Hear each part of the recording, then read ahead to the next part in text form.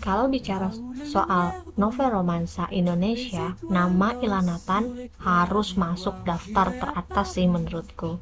Apalagi novelnya yang berjudul Autumn in Paris.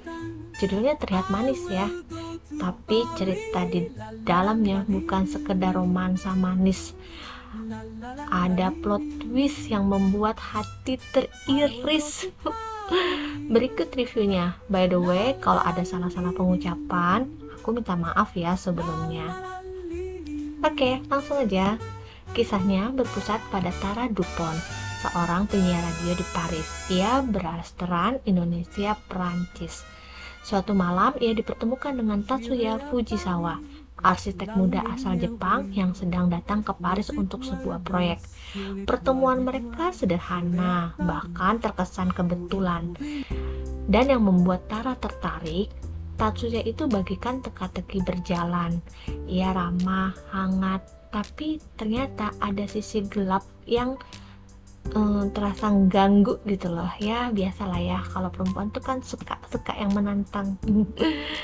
Dan semakin Tara mendekat, semakin ia penasaran dengan siapa sih Tatsuya ini sebenarnya.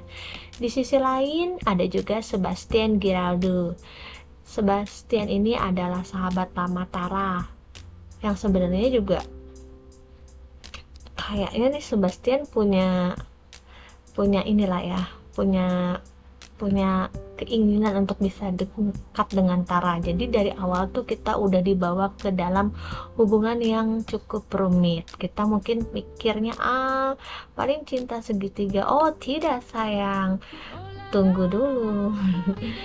Kamu harus baca sampai habis. Disinilah kepiawaian Ilham Nathan. Alurnya tuh dari awal ringan aja, perlahan berubah jadi emosional antara Tatsuya dan Tara. Hubungan mereka tumbuh lebih dari sekedar pertemanan. Tatsuya yang tadinya tuh nggak suka sama Paris, itu tuh jadi apa ya, suatu kota yang penuh kenangan ya. Dan saat masa lalu harus terbongkar, mereka dihadapkan pada rahasia yang mengikat keduanya dalam suatu takdir yang pahit.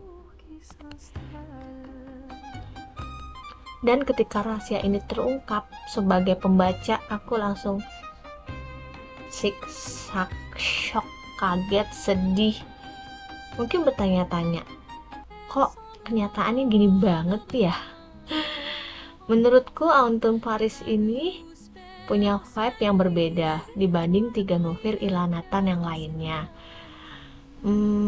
Seharusnya ini sih yang dijadiin film karena yang paling plot twist banget sih.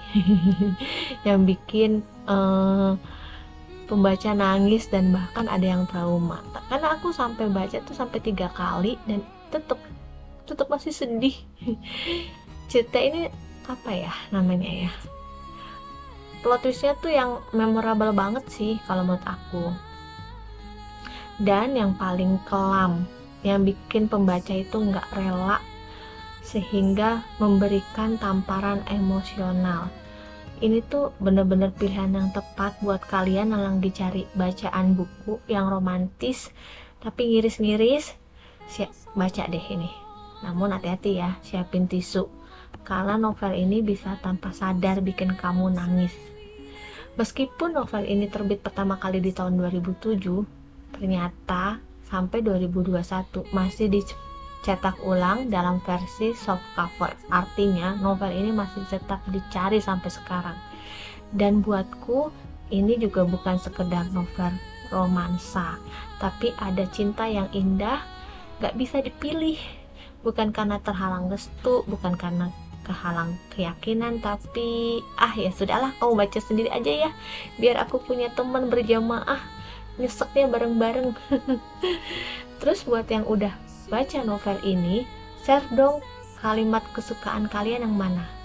Kalau aku di penutup email Tatsuya kepada Sebastian, selama dia bahagia, aku juga bahagia.